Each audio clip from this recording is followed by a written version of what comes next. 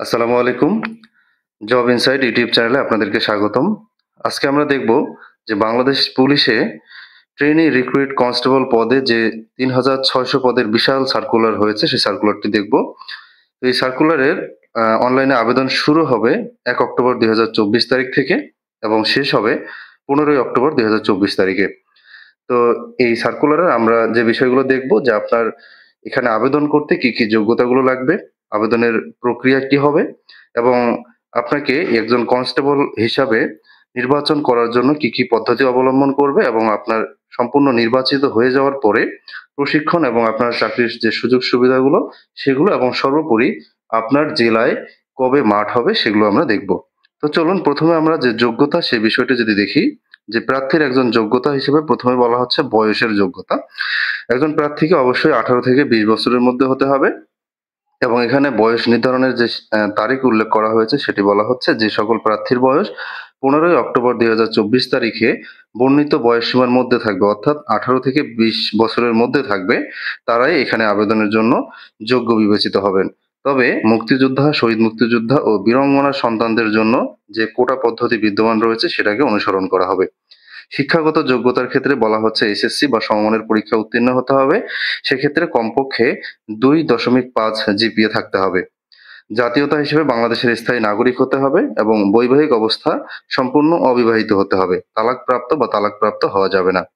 শারীরিক মাপের ক্ষেত্রে বলা হচ্ছে পুরুষ প্রার্থীর ক্ষেত্রে উচ্চতা হতে হবে মেধা কোটার ক্ষেত্রে ৫ ফুট ৬ ইঞ্চি। মুক্তিযোদ্ধা, শহীদ মুক্তিযোদ্ধা ও বীরাঙ্গনা সন্তানদের জন্য এবং ক্ষুদ্র নৃগোষ্ঠী কোটার ক্ষেত্রে ৫ ফুট ৪ ইঞ্চি। শারীরিক প্রতিবন্ধী ও তৃতীয় লিঙ্গের কোটার ক্ষেত্রে বর্তমানে যে বিধি রয়েছে সেই বিধিকে অনুসরণ করা হবে। নারী প্রার্থীর ক্ষেত্রে মেধা কোটায় ৫ ফুট ৪ ইঞ্চির হতে হবে এবং মুক্তিযোদ্ধা, শহীদ মুক্তিযোদ্ধা ও বীরাঙ্গনা সন্তানদের এবং ক্ষুদ্র নৃগোষ্ঠী কোটার ক্ষেত্রে ৫ ফুট ২ ইঞ্চি হতে হবে। এক্ষেত্রেও শারীরিক প্রতিবন্ধী ও তৃতীয় লিঙ্গের ক্ষেত্রে যে বর্তমান বিধি রয়েছে সেটিকে অনুসরণ করা হবে। বুকের মাপের ক্ষেত্রে বলা হচ্ছে পুরুষ প্রার্থীর ক্ষেত্রে মেধা ও ক্ষুদ্র নৃগোষ্ঠী কোটার ক্ষেত্রে স্বাভাবিক অবস্থায় ৩১ ইঞ্চি এবং সম্প্রসারিত অবস্থায় ৩৩ ইঞ্চি হতে হবে। মুক্তিযোদ্ধা, শহীদ মুক্তিযোদ্ধা ও বীরাঙ্গনার সন্তানদের কোটার ক্ষেত্রে স্বাভাবিক অবস্থায় ৩০ ইঞ্চি এবং সম্প্রসারিত অবস্থায় ৩১ ইঞ্চি হতে হবে। ওজনের ক্ষেত্রে বলা হচ্ছে বয়স ও উচ্চতার সাথে ওজনটি অনুমোদিত পরিমাপের হতে হবে। এটি পুরুষ এবং নারী উভয়ের জন্য প্রযোজ্য। দৃষ্টিশক্তিও ৬/৬ এটি পুরুষ এবং নারী উভয় প্রার্থীর ক্ষেত্রে প্রযোজ্য।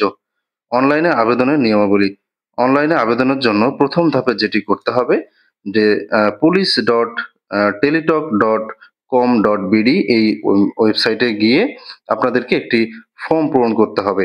এই ফর্মটি পূরণ করার পরে আপনাদেরকে একটি ইউজার আইডি দেওয়া হবে। এই ইউজার আইডিকে ব্যবহার করে একটি টেলিটক সিমের মাধ্যমে ৳৪০ ফি প্রদান করতে হবে। এবং ৳৪০ ফি প্রদান করার যে পদ্ধতি সেটি ২য় ধাপে বলা হচ্ছে যে আপনাকে যখন আপনি ইউজার আইডি পেয়ে যাবেন অনলাইনে আবেদন করার পরে সেই ইউজার আইডিটি ব্যবহার করে টেলিটক সিমে আপনাকে লিখতে হবে বড় হাতের TRC স্পেস দিতে হবে, দিয়ে আপনার ইউজার আইডিটি লিখতে হবে। ইউজার আইডিটি লিখে 16322 এই নম্বরে পাঠিয়ে দিতে হবে। এই নম্বরে পাঠানোর পরে একটি ফিরতি মেসেজ আসবে, সেখানে আপনাকে একটি পিন নাম্বার দেওয়া হবে। এরপরে আপনি আবার একটি মেসেজ লিখবেন, বড় হাতের TRC লিখে স্পেস দিয়ে বড় হাতের YES লিখতে হবে। এরপরে আরেকটি স্পেস দিয়ে আপনাকে আগের মেসেজে যে পিন নম্বরটি দেওয়া হয়েছিল সেটি এখানে লিখতে হবে। লেখার পরে 16322 নাম্বারে আবার এটিকে সেন্ড করতে হবে। সেন্ড করার পর আপনার একটি সাকসেসফুল মেসেজ দেওয়া হবে এবং এক্ষেত্রে আপনার ৳৪০ কর্তন করা হবে। এখন আপনার প্রাথমিক আবেদন শেষ হয়ে গেল। প্রাথমিক আবেদন শেষ হওয়ার পরে এখন আপনাদের নির্বাচন পদ্ধতি শুরু হবে যে কিভাবে আপনাদেরকে নির্বাচিত করা হবে। নির্বাচন পদ্ধতির ১ম এ বলা হচ্ছে প্রিলিমিনারি স্ক্রিনিং। প্রিলিমিনারি স্ক্রিনিং হচ্ছে যখন একজন প্রার্থী আবেদন করা হলো, আবেদন করার পরে এই ফিজিক্যাল এন্ডুরেন্স টেস্ট বা পিইটি বা আমরা যেটাকে মাঠ বলে থাকি, এর জন্য প্রাথমিক একটি বাছাই করতে হবে। এই প্রাথমিক বাছাইটি করার আগে একটি শর্ট লিস্ট করা হয়। শর্ট লিস্ট করার পরে আপনাদের আবেদন করার সময় যে মোবাইল নাম্বারটি দেওয়া হয়ে থাকে সেই মোবাইল নম্বরে আপনারা একটি মেসেজ পাবেন। এই মেসেজে একটি ইউজার আইডি, যে ইউজার আইডিটি আপনারা আবেদনের সময় পেয়েছিলেন এবং এর সাথে আপনাদের একটি পাসওয়ার্ড দেওয়া হবে। এই ইউজার আইডি এবং এই পাসওয়ার্ড ব্যবহার করে যারা এই প্রিলিমিনারি স্ক্রিনিং এর জন্য অর্থাৎ মাঠের জন্য যারা যোগ্য হবেন তাদেরকে এই মেসেজটি দেয়া হবে এবং আপনারা এই ইউজার আইডি এবং পাসওয়ার্ড ব্যবহার করে police.teletalk.com.bd ওয়েবসাইটে গিয়ে আপনাদের সিরিয়াল নাম্বার, পদের নাম, ছবি, পরীক্ষার তারিখ, সময় ও স্থান বা কেন্দ্রের নাম ইত্যাদি সম্বলিত একটি admit card for physical endurance test download করতে পারবেন এবং এটি ডাউনলোড করে 2 কপি প্রিন্ট করতে হবে। এরপরে নির্বাচন পদ্ধতির যে সেকেন্ড ধাপ সেটি হচ্ছে শারীরিক মাপ, কাগজপত্র যাচাই ও ফিজিক্যাল এন্ডুরেন্স টেস্ট। এটি প্রিলিমিনারি স্ক্রিনিং এ বাছাইকৃত প্রার্থীদের বিজ্ঞপ্তিতে উল্লেখিত তারিখ, সময় ও স্থানে শারীরিক মাপ, কাগজপত্র যাচাই ও ফিজিক্যাল এন্ডুরেন্স টেস্ট এর মধ্যে দৌড়, push up, long jump, high jump, dragging, rope climbing এই পরীক্ষাগুলোতে অংশগ্রহণ করতে হবে। তো এই ধরনের বিষয়গুলো দেখার জন্য আপনাদেরকে ইউটিউবে বাংলাদেশ পুলিশের অফিসিয়াল চ্যানেল, বাংলাদেশ পুলিশের ভেরিফাইড ফেসবুক পেজ এবং বাংলাদেশ পুলিশ ওয়েবসাইটে যে www.police.gov.bd a physical endurance test বা পিইটি সংক্রান্ত ভিডিও আপলোড করা আছে, সেটি আপনারা দেখলে আপনাদের প্রাথমিক ধারণা পেয়ে যাবেন। এরপরে এখানে যারা পাস করবে, পিইটিতে যারা উত্তীর্ণ হবেন, উত্তীর্ণ হওয়ার পরে 48 ঘন্টার মধ্যে আপনাকে একটি টেলিটক সিম থেকে ৳১২০ ফি জমা দিতে হবে এবং ৳১২০ ফি জমা দিয়ে এই লিখিত পরীক্ষায় অংশগ্রহণের জন্য একটি এডমিট কার্ড আবার আপনাকে ডাউনলোড করে নিতে হবে। এই ৳১২০ পাঠানোর জন্য ঠিক আগে যেরকম ৳৪০ আপনি পাঠিয়েছেন যে পদ্ধতিতে মোবাইলে ২ টি মেসেজের মাধ্যমে, ঠিক এখানেও একই পদ্ধতিতে আপনাকে ৳১২০ যখন পাঠানো হয়ে যাবে তখন আপনাকে আবার নতুন করে একটি ইউজার আইডি এবং পাসওয়ার্ড দিবে এই লিখিত পরীক্ষায় অংশগ্রহণের জন্য একটি এডমিট কার্ড ডাউনলোড দেওয়ার জন্য। আচ্ছা, এরপরে যারা লিখিত পরীক্ষায় পাশ করে ফেলবেন, যারা উত্তীর্ণ হবেন, এর পরের ধাপ হচ্ছে মনস্তাত্ত্বিক ও মৌখিক পরীক্ষা। এই মনস্তাত্ত্বিক ও মৌখিক পরীক্ষাটি হবে ১৫ নম্বরের। এটি আপনাদেরকে যখন লিখিত পরীক্ষায় উত্তীর্ণ হবেন একটি নির্দিষ্ট ডেট দেয়া থাকবে। এই যে যাদের যে রোলের পরীক্ষা যে তারিখে হবে সেই তারিখে আপনাদেরকে ওই মনস্তাত্ত্বিক ও মৌখিক পরীক্ষা বা ভাইভা পরীক্ষায় অংশগ্রহণ করতে হবে। তো এরপরে যারা ভাইভা পরীক্ষায় অংশগ্রহণ করার পরে যারা উত্তীর্ণ হবেন তাদেরকে প্রাথমিকভাবে সিলেকশন করবে বা প্রাথমিকভাবে নির্বাচন করবে। এরপরে আপনাদেরকে স্বাস্থ্য পরীক্ষা ও পুলিশ ভেরিফিকেশনে অংশগ্রহণ করতে হবে। আপনাদের পুলিশ যে ভেরিফিকেশনের আগে স্বাস্থ্য পরীক্ষাটি এটি হবে যে রাজারবাগ পুলিশ হাসপাতাল, কেন্দ্রীয় পুলিশ হাসপাতাল রাজারবাগ, এখানে আপনাদেরকে এই নির্দিষ্ট একটি জায়গা থেকেই আপনাদেরকে স্বাস্থ্য পরীক্ষা করাতে হবে। অন্য কোনো জায়গা থেকে আপনাদেরকে এই স্বাস্থ্য পরীক্ষা করলে সেটি গৃহীত হবে না। এরপরে আপনাদের এখানে যে কাগজপত্রগুলো লাগবে আপনাদেরকে এই পরীক্ষায় অংশগ্রহণের জন্য প্রাথমিকভাবে যে কাগজপত্রগুলো লাগবে পিইটিতে বা ফিজিক্যাল এন্ডুরেন্স টেস্টে অংশগ্রহণের জন্য আপনাদেরকে এডমিট কার্ড লাগবে যে মাঠে অংশগ্রহণের জন্য। এরপরে আপনাদের শিক্ষাগত যোগ্যতার সার্টিফিকেটের মূল কপি লাগবে। এরপরে চারিত্রিক সনদপত্র, আপনাদের যে সর্বশেষ শিক্ষা প্রতিষ্ঠান রয়েছে এই সর্বশেষ শিক্ষা প্রতিষ্ঠানের যে প্রধান আছেন তার কাছ থেকে একটি চারিত্রিক সনদপত্র নিতে হবে এবং সেই মূল কপিটি নিয়ে যেতে হবে। এরপরে নাগরিক সনদপত্র, আপনারা যে জেলার স্থায়ী বাসিন্দা বা জাতীয়তা আপনাদের যে বাংলাদেশী, এটির প্রমাণস্বরূপ ইউনিয়ন পরিষদের চেয়ারম্যান অথবা সিটি কর্পোরেশনের মেয়র অথবা পৌরসভার মেয়র বা ওয়ার্ড কাউন্সিলরের কাছ থেকে আপনাকে একটি স্থায়ী নাগরিকত্বের সনদের মূল কপি নিতে হবে। এরপরে অভিভাবকের সম্মতিপত্র নিতে হবে। এই আপনাদের আবেদনের সময় এখানে দেখবেন যে একটি সম্মতিপত্র দেয়া থাকবে। এই সম্মতিপত্রটি অনলাইন থেকে ডাউনলোড করে নিতে হবে। যে police.teletalk.com এই ওয়েবসাইট থেকে আপনারা একটি সম্মতিপত্র পিডিএফ আকারে পাবেন, সেটিকে ডাউনলোড দিয়ে আপনাদের পূর্ণ করে আপনাদের যে গার্ডিয়ান আছেন সেই গার্ডিয়ানের স্বাক্ষর নিতে হবে। এরপরে জাতীয় পরিচয়পত্র, যাদের জাতীয় পরিচয়পত্র রয়েছে তাদের জাতীয় পরিচয়পত্রের মূল কপি নিতে হবে, আর যাদের জাতীয় পরিচয়পত্র এখনো হয়নি বা করা হয়নি তারা পিতা বা মাতার জাতীয় পরিচয়পত্রের মূল কপি নেবেন।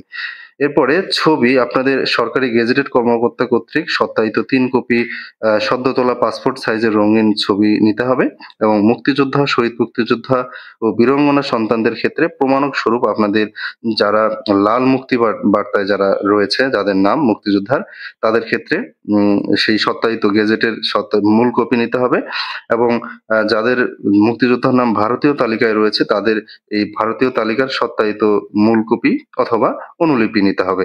এরপরে ক্ষুদ্র নৃগোষ্ঠী কোটার ক্ষেত্রে আপনাদের প্রমাণক হিসাবে রাজা বা আপনাদের যে গোষ্ঠী প্রধান বা জেলা প্রশাসক অথবা যে উপজেলা নির্বাহী অফিসার মহোদয় তার কাছ থেকে একটি সনদপত্রের মূল কপি নিতে হবে। শারীরিক প্রতিবন্ধীর ক্ষেত্রে সুবর্ণ নাগরিক কার্ড এর মূল কপি নিতে হবে।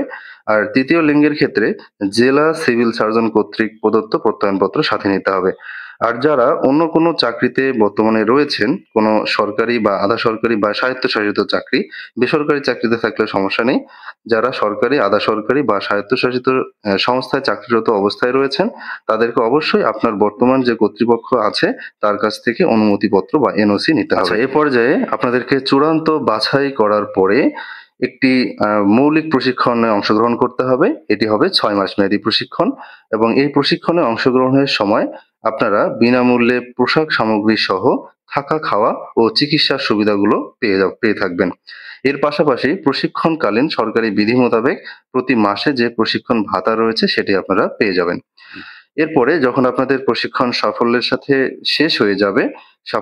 শেষ হওয়ার পরে আপনাদেরকে ২০১৫ সালের যে বিদ্যমান জাতীয় বেতন স্কেল রয়েছে, সেই বেতন স্কেলের ১৭তম গ্রেড অনুযায়ী আপনারা ৯,০০০ থেকে ২১,৮০০ টাকার যে স্কেলটি রয়েছে, এই স্কেল মোতাবেক আপনারা বেতন পাবেন এবং এর পাশাপাশি আপনাদের যে অন্যান্য ভাতাগুলো রয়েছে, সেই ভাতাগুলো আপনারা পেয়ে যাবেন।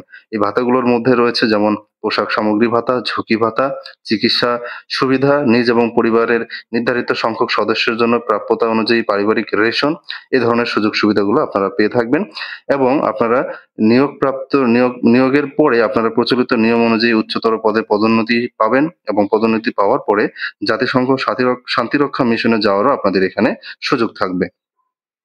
আচ্ছা, এ পর্যায়ে সর্বশেষ যে বিষয়টা আমি বলব সেটি হচ্ছে আপনাদের কোন জেলায় আপনাদের কবে মাঠে অংশগ্রহণ করতে হবে বা কোন জেলায় লিখিত পরীক্ষা কবে হবে এবং মৌখিক পরীক্ষা কবে হবে সেটিরও একটি নির্ধারিত তারিখ বলে দেয়া আছে।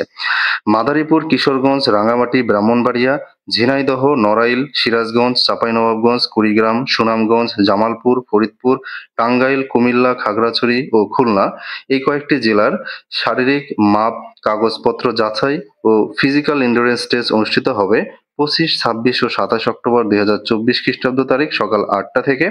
লিখিত পরীক্ষা অনুষ্ঠিত হবে ১২ই নভেম্বর ২০২৪ তারিখ সকাল ১০টা থেকে এবং মৌখিক পরীক্ষা হবে ১৯শে নভেম্বর ২০২৪ তারিখ সকাল ১০টা থেকে। এরপর সাতক্ষীরা, নওগাঁ, জয়পুরহাট, পঞ্চগড়, হবিগঞ্জ, নেত্রকোনা, ঢাকা, রাজবাড়ী, ফেনী, লক্ষ্মীপুর, চুয়াডাঙ্গা, বগুড়া, দিনাজপুর, সিলেট, ঝালকাঠি, পটুয়াখালী এ সকল জেলায় যে ফিজিক্যাল এন্ডুরেন্স টেস্ট, শারীরিক মাপ এবং কাগজপত্র যাচাই এটি অনুষ্ঠিত হবে ২৯, ৩০, ৩১ অক্টোবর ২০২৪ তারিখ সকাল ৮টা থেকে এবং লিখিত পরীক্ষা অনুষ্ঠিত হবে ১৭ই নভেম্বর ২০২৪ খ্রিস্টাব্দ তারিখে ১০ ঘটিকা সকাল ১০টা থেকে। এরপরে লিখিত পরীক্ষার পরে মনস্তাত্ত্বিক এবং ভাইবা পরীক্ষা অনুষ্ঠিত হবে ২৪ নভেম্বর ২০২৪ তারিখে ১০টা থেকে সকাল। এরপর নারায়ণগঞ্জ, মুন্সিগঞ্জ, কক্সবাজার, মেহেরপুর, নাটোর, লালমনিরহাট, গাইবান্ধা, শেরপুর, ভোলা, বরগুনা, ময়মনসিংহ, গাজীপুর, শরীয়তপুর, মানিকগঞ্জ, গোপালগঞ্জ এবং বান্দরবন এই সকল জেলায় আপনাদের যে ফিজিক্যাল এন্ডুরেন্স টেস্ট অনুষ্ঠিত হবে ১, ২, ৩ নভেম্বর ২০২৪ সকাল ৮টা থেকে। লিখিত পরীক্ষা অনুষ্ঠিত হবে ২২ নভেম্বর ২০২৪ তারিখ সকাল ১০টা থেকে এবং ভাইবা পরীক্ষা অনুষ্ঠিত হবে ২৯ নভেম্বর ২০২৪ তারিখ সকাল ১০টা থেকে। এরপর নোয়াখালী, বাগেরহাট, যশোর, রাজশাহী, ঠাকুরগাঁও, নীলফামারী, মৌলভীবাজার, নরসিংদী, চাঁদপুর, চট্টগ্রাম, কুষ্টিয়া, মাগুরা, পাবনা, রংপুর, পিরোজপুর ও বরিশাল জেলায় ফিজিক্যাল এন্ডুরেন্স টেস্ট অনুষ্ঠিত হবে ৪, ৫ ও ৬ নভেম্বর ২০২৪ তারিখ সকাল ৮টা থেকে। লিখিত পরীক্ষা অনুষ্ঠিত হবে ২৭ নভেম্বর ২০২৪ তারিখ সকাল ১০টা থেকে এবং ভাইবা পরীক্ষা অনুষ্ঠিত হবে ৪ ডিসেম্বর ২০২৪ তারিখ সকাল ১০টা থেকে। তো সকলকে ধন্যবাদ।